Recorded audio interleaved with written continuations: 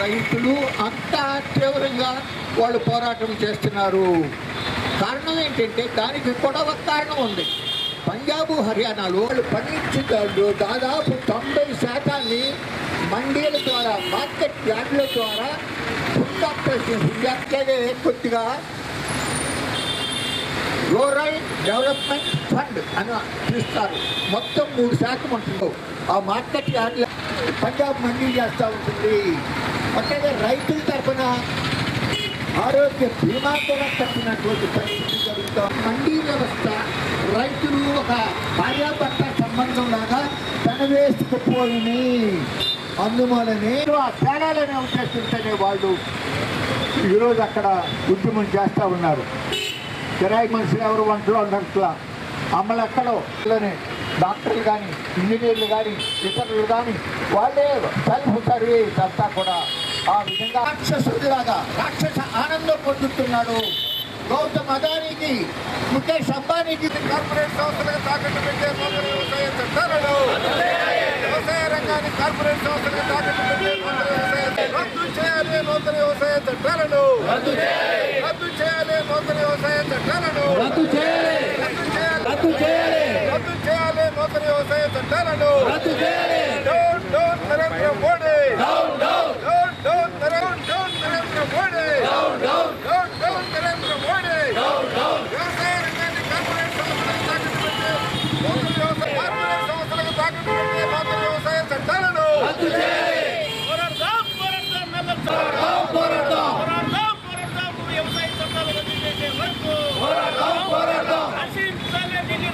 రోజులుగా ఢిల్లీ రాజధాని నగర సమీపంలో లక్షలాది మంది రైతులు, వ్యవసాయ కార్మికులు,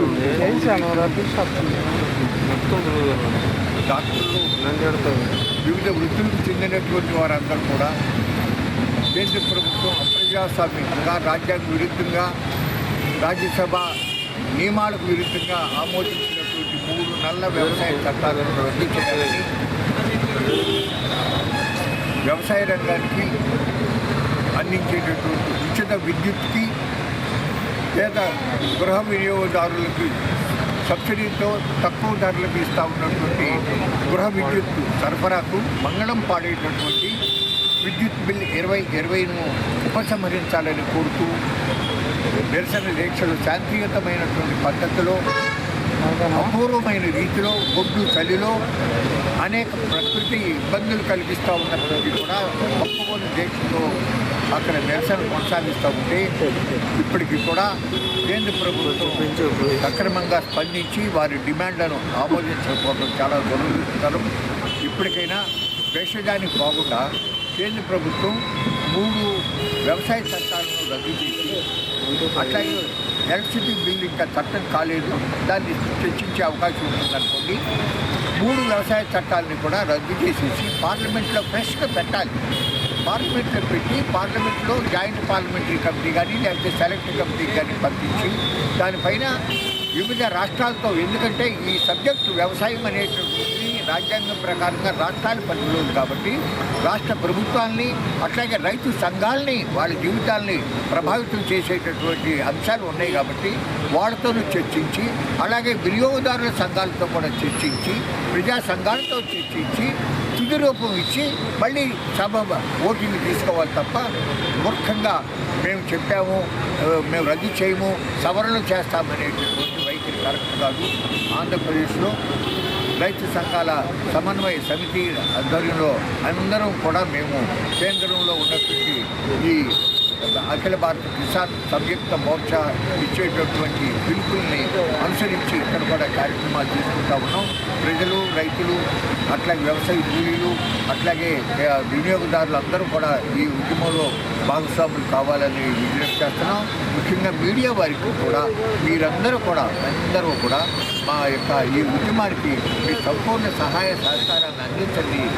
మా రైతుల యొక్క కష్టాలని, నష్టాలని, మా యొక్క అభిప్రాయాలని మీరు రాష్ట్ర ప్రభుత్వానికి కేంద్ర ప్రభుత్వానికి కూడా తెలియజేసేటటువంటి దానికి మీరందరూ సహకరించండి. మన రాష్ట్రంలో ముఖ్యంగా మేము ప్రధాన రాజకీయ పక్షాలకి విజ్ఞప్తి చేస్తూ ఉన్నాం. అధికార పక్షమైనటువంటి వైఎస్ఆర్ పార్టీ రైతుల కోసం ఒంటో గొప్ప తొలి సంతకం చేశాడు ఉచిత విద్యుత్ మీద ఆ రోజున వైఎస్ రాజశేఖర రెడ్డి గారు. ఇవాళ ఆ ఉచిత విద్యుత్కు మంగళం పాడబోతూ ఉన్నటువంటి పరిస్థితి జరిగింది. అట్లాగే చంద్రబాబు నాయుడు వాళ్ళేమో పార్లమెంట్లో సపోర్ట్ చేశారు. మరి తెలుగుదేశం పార్టీ ఏమో ఏమి మాట్లాడకుండా ఇతర విషయాలు మాట్లాడుతున్నారు తప్ప రైతాంగానికి సంబంధించి ఇప్పుడు ధరలు మన రాష్ట్రంలో ధాన్యం కొనుగోలు డబ్బు రాకపోవడం ఇది మాట్లాడుతున్నారు. కానీ అసలు కేంద్రంలో ప్రభుత్వం తీసుకొచ్చినటువంటి ఆ నల్ల వ్యవసాయ చట్టాలను వ్యతిరేకిస్తూ చంద్రబాబు గారు మాట్లాడకపోవడం సరికాదు. అట్లాగే పవన్ కళ్యాణ్ గారు రాజకీయంగా బీజేపీతో టైఅప్ పెట్టుకోండి, దానికి ఏమీ అభ్యంతరం లేదు. కానీ రైతాంగానికి సంబంధించిన విషయాల్లో వారు ఈ బిల్లులు సరిగ్గా అర్థం చేసుకోకుండా అంతా బాగానే ఉన్నాయి అని చెప్పడం అది సరికాదు. అట్లాగే సామాజిక విశ్లేషకులు పెద్దలు ఎన్ జయప్రకాష్ నారాయణ గారు కానీ, అట్లాగే సిబిఐ మాజీ జాయింట్ డైరెక్టర్ లక్ష్మీనారాయణ గారు కానీ, అట్లాగే మా రైతు సంఘాల పెద్దిరెడ్డి సింహారెడ్డి గారు అబ్బాయి చెంగల్రెడ్డి గారు కానీ, ఇటువంటి పెద్దలు రైతు మిత్రులు ఈ బిల్లుల్ని 2017 ఏపీఎంసీ యాక్ట్ మోడల్ ఈ కేంద్ర ప్రభుత్వం పంపించినటువంటి దానిని మీరు ఇంటర్నెట్లో డౌన్లోడ్ చేసుకుని సెంటెన్స్ బై సెంటెన్స్ చూడండి. అట్లాగే కేంద్ర ప్రభుత్వం ప్రజాస్వామ్యంగా పాస్ చేసిన 3 చట్టాలని కూడా లైన్ బై లైన్ మీరు స్టడీ చేసి అప్పుడు మాట్లాడండి. కానీ లేకపోతే మీరు రైతులకు చాలా అన్యాయం చేసిన వాళ్ళు అవుతారు, తప్పుదారి పట్టించిన వాళ్ళు అవుతారు, ద్రోహం చేసిన వాళ్ళు అవుతారు. మీరు ఆ రకంగా చేయటం న్యాయం కాదని మీకు సమనీయంగా విజ్ఞప్తి చేస్తూ ఉన్నాం మీడియా ద్వారా. ఇప్పటికీ గత 15 సంవత్సరాలుగా దేశవ్యాప్తంగా రైతులు 15,000 మంది సంవత్సరానికి ఆత్మహత్యలు చేసుకున్నారు. ఈ బిల్లులు కనుక వస్తే పెనం మీద నుంచి పొయ్యిలో పడ్డట్టుగా దేశ రైతుల వ్యవసాయం దెబ్బతినిపోతుంది. వ్యవసాయం దెబ్బతిన్న తర్వాత మొత్తం ఇతర రంగాలు కూడా దెబ్బతినిపోయే ప్రమాదం ఉంది. అందుకని బీజేపీ ఎన్నికల్లో చెప్పినట్టుగా రెట్టింపు ఆదాయం రైతుకు తెస్తానని చెప్పేదాన్ని అమలు జరగాలంటే ఖచ్చితంగా మద్దతు ధరని పార్లమెంట్లో చట్టం చేయాలి. చట్టం చేసి రైతుకు ప్రోత్సాహాన్ని ఇచ్చి రైతు ఆదాయాన్ని పెంచి రైతు పండించిన పంటకు వాల్యుయేషన్ వచ్చేట్టుగా ఆగ్రో ఇండస్ట్రీ పెట్టి ఆ విధంగా అవసరమైతే విదేశాలకు అట్లా ఎగుమతి చేసే పద్ధతి చేసి దాన్ని రైతు ఆదాయాన్ని పెంచేదానికి కావాల్సిన పద్ధతి, కనీసమైనటువంటి రైతు ఆదాయం వచ్చేటి గిట్టుబాటు ధర చట్టం చేయటం, ఇలాంటివి చేయాలి తప్పితే ఈ చట్టాలు ముదనష్టం చట్టాలు ఏంటంటే ఉన్నది రైతులు ఇంకా ఆత్మహత్యలు పెంచే చట్టాలు ఇవి, వీటిని రద్దు చేయాలని చెప్పి రైతులందరూ అర్థం చేసుకోవాలి. అందులో రైతులకి ఇంకా అర్థం కాలి చట్టాలు అర్థం చేసుకోమని కదిలి రమ్మని రైతు సంఘాలందరం అటు ప్రజలకు కూడా నిత్యావసర సరుకులు గత సంవత్సర కాలంగా రెట్టింపు అయిపోయి చట్టం నిత్యావసర సరుకుల చట్టం రద్దు అవుతుందని వ్యాపారస్తులు తెలుసు, కానీ ప్రజలకు తెలియదు. అందుకని వ్యాపారస్తులు పెంచేస్తున్నారు, ప్రజలకి ఎందుకు పెడుతున్నారు అర్థం కావట్లేదు. ఆ చట్టం కూడా ఇక్కడే ఉంది, విద్యుత్ చట్టం ఇక్కడే ఉంది, వ్యవసాయానికి ఉన్నటువంటి పూర్తి సబ్సిడీ ఉంది. ఇప్పటిదాకా సబ్సిడీ పోతుంది. ఎస్సీ ఎస్టీలకు 200 యూనిట్లు ఫ్రీగా ఉంది, అదంతా పోతుంది. చిన్న పారిశ్రామికవేత్తలు 2 రూపాయలకు ఉంది, అది పోద్ది. అందుకని వ్యవసాయం చిన్న పరిశ్రమలు దెబ్బతినిపోతాయి విద్యుత్ చట్టం వల్ల, ఈ చట్టం వల్ల.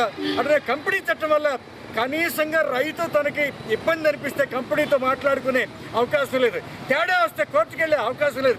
ఎవరు చేస్తారంటే అధికారి చేస్తారని చెప్పి ఆర్డీఓ ఫైనల్ అంటారు, కోర్టుకు వెళ్ళే అవకాశం లేదు. ఈ విధంగా చట్టాలన్నీ చాలా నియంత్రితంగా ఉన్నాయి, అప్రజాస్వామికంగా ఉన్నాయి, ప్రజలకు నష్టం కలిగించేట్టు ఉన్నాయి. ఈ చట్టాలు వెంటనే రద్దు చేయాలని రైతు సంఘాలు కోరుతున్నాయి. రైతులందరూ అర్థం చేసుకుని ఈ పోరాటం ఢిల్లీలో మోడీని ఆ చట్టాలు రద్దు చేసిందాక ఈ పోరాటం సాగించాలి.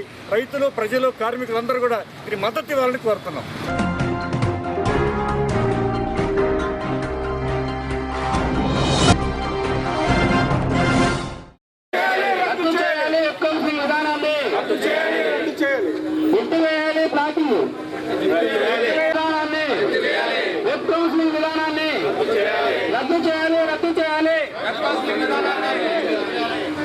ప్రతి ఒక్క చూపించాలి అన్ని ఖాళీలు చూపించాలి వెబ్ కౌన్సిలింగ్ విధానాన్ని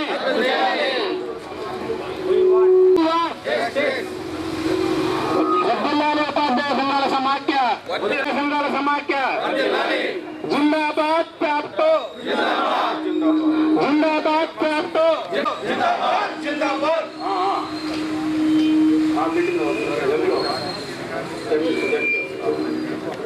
విషయంలో మొండిగా వ్యవహరిస్తున్నటువంటి కమిషనర్ గారు ఉపాధ్యాయులను బెదిరించే కార్యక్రమం మానుకోవాలి. ఈ బదిలీలు మొదటిసారి పెట్టాము, గతంలో ఏనాడు జరగలేదు. మొదటిసారి పెట్టినటువంటి కార్యక్రమం తప్పులు ఉంటుంటాయి అని చెప్తున్నారు. ఇది సత్యదూరమైన మాట. 2015లో బదిలీలు వెబ్ విధానంలో పెట్టారు. ఆనాడు 80-90% సక్సెస్ అయ్యి 10% ఫెయిల్ అయ్యారు. ఇవాళ రివర్స్ అయిపోయి 90% ఫెయిల్ అయిపోయే విధంగా ఇవాళ సాఫ్ట్వేర్ తయారు చేశారు. సాఫ్ట్వేర్ తయారు చేసిన వాళ్ళకి ఈ ప్రక్రియ అర్థం కాల. అందుకనే వాళ్ళు ఎప్పుడు లేనటువంటి బదిలీల ప్రక్రియ మండల స్థాయిలో తీసుకొచ్చారు. అసలు ఇది వెబ్ కౌన్సిలింగా లేదా మాన్యువల్ అర్థం కాకుండా జుట్టు బిక్కున్నటువంటి పరిస్థితి తీసుకొచ్చారు.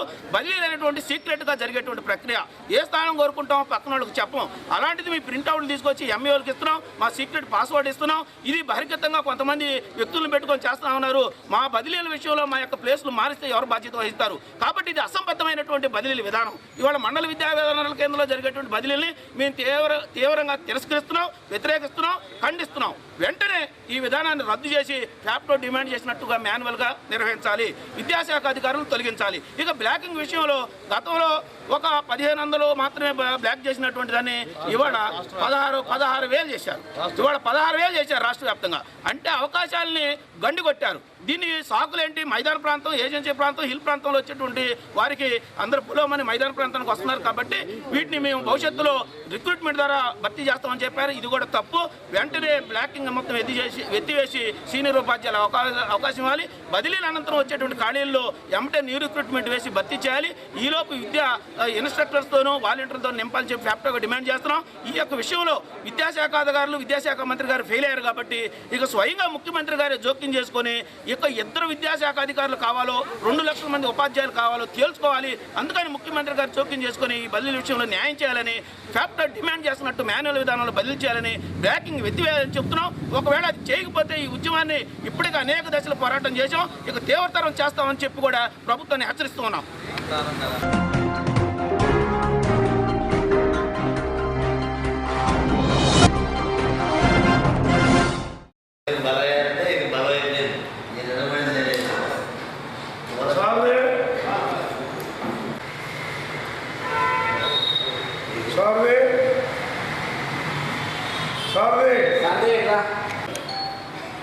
రాష్ట్ర ప్రభుత్వం దుర్మార్గంగా ఆస్తి పన్ను పేరుతోటి గతంలో ఉండేటటువంటి రెంటల్ వాల్యూను తీసేసి స్థలం విలువ, ఆ స్థలంలో కట్టినటువంటి కన్స్ట్రక్షన్ విలువను ఆధారంగా చేసుకొని కనీసం రేకుల షెడ్డుకి, పెంకుటిళ్ళకి కూడా 50% పెంచేటటువంటి దుర్మార్గానికి ఈ రాష్ట్ర ప్రభుత్వం అడిగట్టింది. అలాగే కమర్షియల్ వాళ్ళకి 100 నుండి ఇక అంతు లేనటువంటి పద్ధతుల్లో 1000 రెట్ల వరకు కూడా పెంచినటువంటి దుర్మార్గం ఈ ప్రభుత్వం వ్యవహరిస్తూ ఉంది. అంటే సామాన్య మధ్యతరగతి ప్రజలు ఇళ్లలో ఉండలేనటువంటి పరిస్థితి.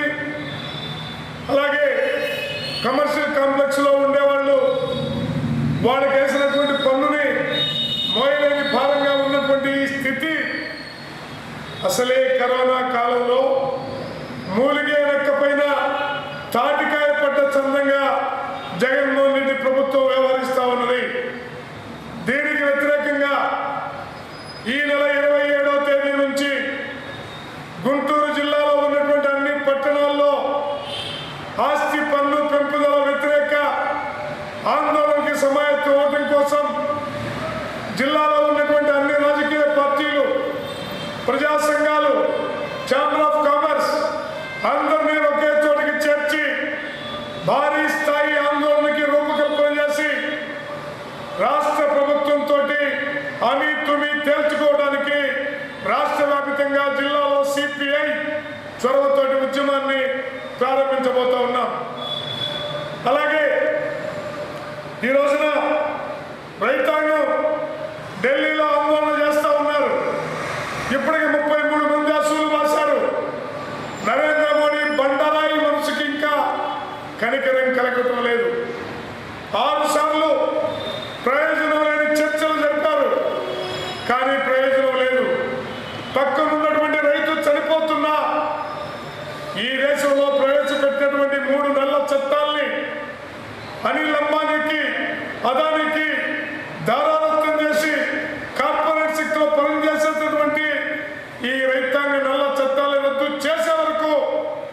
ఉద్యమాన్ని కొనసాగిస్తామనేటటువంటి ఉద్యమ స్ఫూర్తి ఇవాళ ప్రపంచవ్యాప్తంగా పాకింది.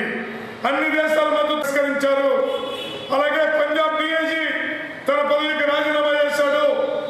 27వ తేదీన ఈ రాష్ట్రం నుంచి కూడా రైతు నాయకులు, వామపక్షాల నాయకులు, ప్రజా సంఘాల నాయకులు వెళ్ళి ఢిల్లీలో జరుగుతున్నటువంటి ఉద్యమానికి మద్దతుని, సంఘీభావాన్ని తెలియజేయబోతూ ఉన్నారు.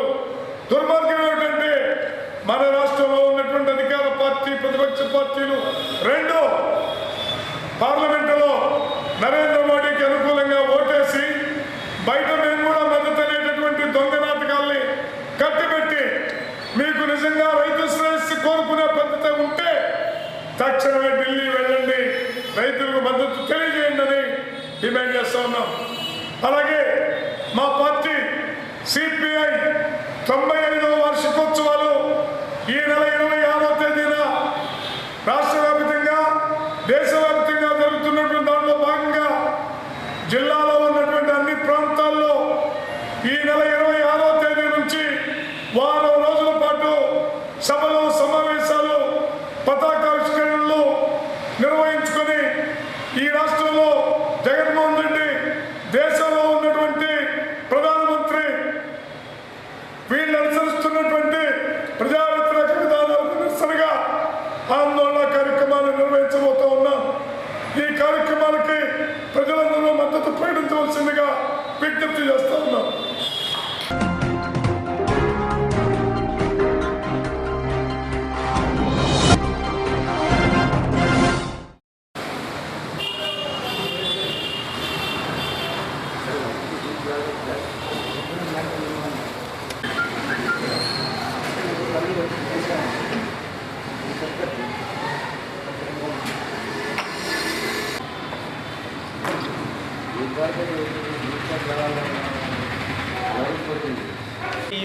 అట్లాగే ఇతర మున్సిపల్ కార్మిక సంఘాలన్నింటినీ కలుపుకొని గత నెల రోజులుగా వివిధ రూపాలలో ఆందోళన చేసిన ఫలితంగా మున్సిపల్ పారిశుద్ధ్య కార్మికులకి గత 5 నెలలుగా బకాయి ఉన్నటువంటి హెల్త్ అలవెన్స్ బకాయిలను ఈరోజు రిలీజ్ చేయడం జరిగింది.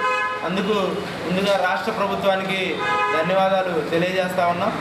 సిఐటియు అట్లాగే ఇతర మున్సిపల్ కార్మిక సంఘాలన్నింటినీ కలుపుకొని డిఎంఏ ఆఫీస్ దగ్గర ధర్నా చేయటం, అట్లాగే మున్సిపల్ కార్యాలయాల దగ్గర ధర్నాలు, వివిధ రూపాల్లో ఆందోళన చేసిన ఫలితంగానే ఈరోజు రాష్ట్ర ప్రభుత్వం ఈ హెల్త్ అలవెన్స్ని విడుదల చేయడం జరిగింది. అట్లాగే మున్సిపల్ కార్మికులకి, అవుట్సోర్సింగ్ ఉద్యోగులందరికీ దీని అమ్మఒడికి సంబంధించి ఎంప్లాయ్ అనే పేరుతోటి సిఎస్ఎఫ్ఎం ద్వారా జీతాలు ఇస్తున్నటువంటి వారందరూ కూడా రాష్ట్ర ప్రభుత్వం అమ్మఒడిని నిలిపివేయడం జరిగింది. రాష్ట్ర ప్రభుత్వం మున్సిపల్ కార్మికుల్ని ఎంప్లాయీగా గుర్తించినట్లయితే మొత్తం ఉద్యోగులకి, ఎంప్లాయీకి ఇస్తున్నటువంటి బెనిఫిట్స్ అన్నింటినీ కూడా రాష్ట్ర ప్రభుత్వం ఇవ్వాలని చెప్పేసి ది గుంటూరు జిల్లా municipal employees and workers union సిఐటియుగా ప్రభుత్వాన్ని కోరుతా ఉన్నాం. మొత్తంగా ఎంప్లాయీస్కి ఏదైతే బెనిఫిట్స్ ఉన్నాయో, రిటైర్మెంట్ బెనిఫిట్స్ కానీ, పెన్షన్స్ కానీ, అట్లాగే హెల్త్ కార్డులు, ఇట్లాంటివన్నీ కూడా జారీ చేయాలని చెప్పేసి ప్రభుత్వాన్ని డిమాండ్ చేస్తూ ఉన్నాం. ఇప్పుడు ప్రస్తుతం రాష్ట్ర ప్రభుత్వం ముందు పెట్టినటువంటి డిమాండ్స్లో ఒక హెల్త్ అలవెన్స్ బకాయిలకు సంబంధించి రిలీజ్ చేయడం జరిగింది. మిగతా డిమాండ్స్ అట్లానే అపరిష్కృతంగా ఉన్నాయి. ఇంజనీరింగ్ విభాగానికి సంబంధించి, అట్లాగే స్కూల్ స్వీపర్స్కి సంబంధించి ఇవన్నిటి కూడా అపరిష్కృతంగానే ఉన్నాయి. వీటితో పాటు అవుట్సోర్సింగ్ కార్పొరేషన్లో పెట్టినటువంటి ఏవైతే నిబంధనలు ఉన్నాయో ఆ నిబంధనలు ఉద్యోగులకి నష్టదాయకంగా ఉన్నాయి కాబట్టి ఆ నిబంధనలు కూడా రద్దు చేయాలని చెప్పేసి కోరుతా ఉన్నా. భవిష్యత్తులో ఈ సమస్యల పరిష్కారం కోసం అన్ని మున్సిపల్ కార్మిక సంఘాలన్నింటినీ కలుపుకొని ఐక్యంగా ఉద్యమించేదానికి సిద్ధంగా ఉన్నామని చెప్పేసి తెలియజేస్తాము.